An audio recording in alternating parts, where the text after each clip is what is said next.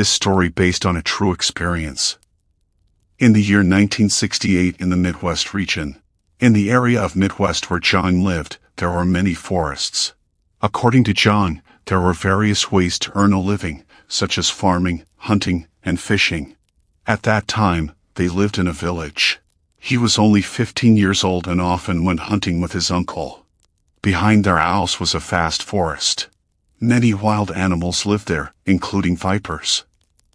However, they were not afraid of these creatures because they knew several methods to counteract the venom of different types of snakes. Jong mentioned that it was normal for them to be bitten. In their family, no one had ever died from snake bites, not even once. His father had been bitten by a cobra 10 times but had survived each incident. In their area, the only thing they truly feared was a snake that lived in a wide river in the middle of the forest. They had no idea what kind of snake it was, but during all their years of hunting, it was the first time they encountered a snake with 3 heads, as large as a log. According to the elders, this snake could swallow 2 whole cows when hungry. Some creatures even considered it a god, so various demons that preyed on humans were often found nearby. Many who ventured into that area never returned. The shamans warned the villagers about the dangers, which led Jong and his companions to avoid going too far into the forest. This was a lesson passed down by his uncles. They had experience being chased by Wendigos deep in the woods. Jong's uncle recounted the incident when he was still young. While hunting late one night, they noticed a change in the wind and saw animals fleeing as if something was chasing them. They heard no sounds until they suddenly spotted a Wendigo running on all 4s. Even though they were many, it didn't stop the creatures from attacking. His uncle would never forget seeing other hunters being captured by these beings. After that incident, 5 hunters were never seen again. This prompted the shamans to find a way to stop the killings. Their followers obeyed, and it was the last time such an event occurred. Once Jong learned of this, he never dared to venture deep into the forest again. He felt somewhat safe in the nearby woods, knowing that if danger arose, someone would hear him call. It was also easier for him to work close to home. Months passed, and their hunting went well. For 5 consecutive nights, they caught female wild boars. Instead of slaughtering them, they kept them temporarily, hoping they would multiply. However, while Jong was watching the animals, he noticed something strange. One of the wild boars looked very different from the others. It had black horns, red eyes, and rarely grunted. What puzzled him even more was that it followed them no matter what they did. It also didn't fear entering the cage, which was unusual for an animal that had roamed the forests its entire life. Because of this, they carefully monitored its every move, fearing that it might be possessed by a spirit. That evening, while they were having dinner, they were startled by 3 loud knocks on their door. His uncle shouted, and Jong's father quickly opened the door to find his uncle drenched in blood. When he entered the house, Jong's father immediately closed the door, seeing a large animal wandering outside. "What happened to you?" Jong's father asked worriedly. After speaking, his uncle grasped his father's shoulder and said, "The wild boar is not a real animal." This filled them with fear as they could hear the strange creature grunting outside their house. Minutes later, Jong's father cried out when he saw his brother slowly dying from a wound that pierced his chest. Despite giving him first aid, his uncle did not survive. Once peace returned to the surroundings, they lay down, trying to sense what was happening outside. Since Jong was close to the wall, he discreetly looked out to see the animal his uncle had mentioned. When he peeked, he was shocked to see a wild boar with bristling fur. Even without touching it, he could tell its fur was sharp enough to pierce a person's body. Later, he saw the creature's face, with 2 human arms hanging from its mouth. The arms were moving, leading him to believe they belonged to the wild boar. Jong even saw the arms picking grass. They clung to the walls of their house, where the creature was close.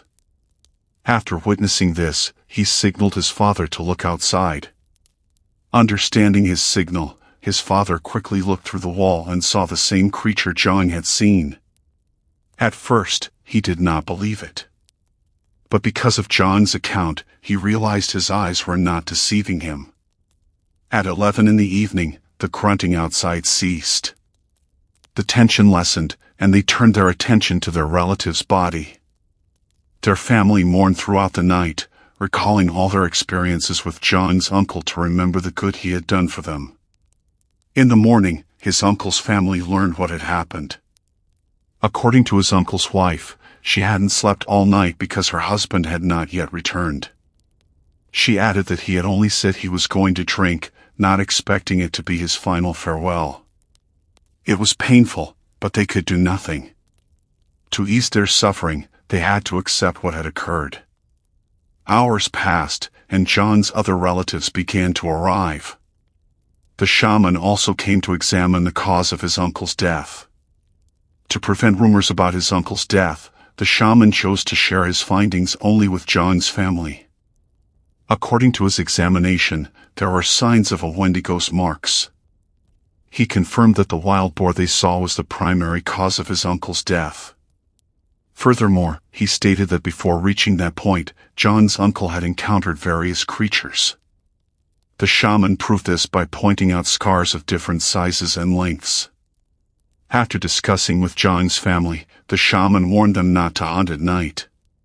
He believed they were in a time when the three-headed snake roamed the land, attracting Wendigos and other creatures that followed in its wake, looking for food.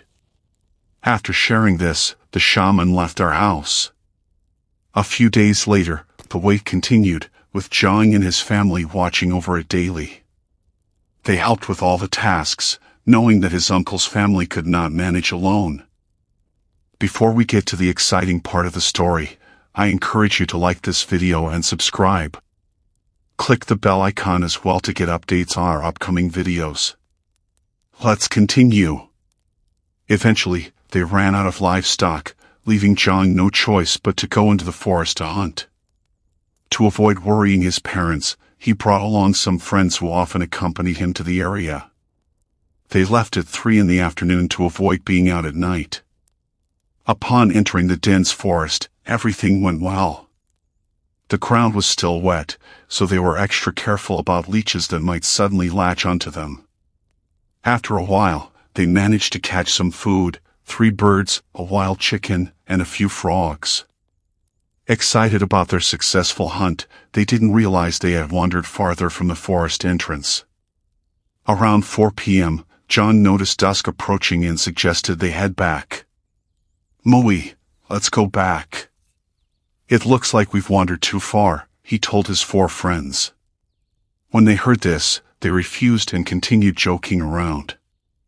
After hearing their response, Jong slowly made his way back to the village.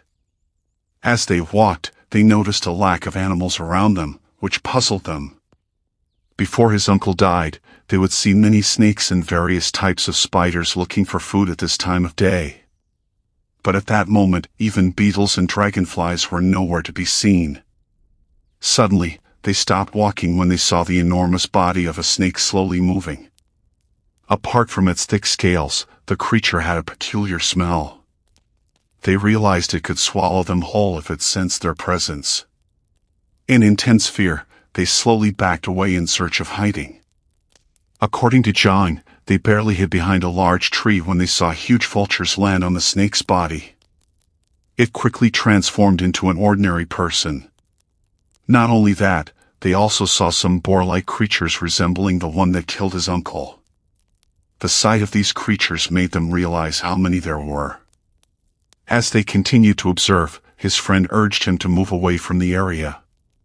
When Jong noticed what his friend was doing, he quickly followed him to find another way back. However, because of the snake's length, they failed to cross it. The setting sun added to their worries.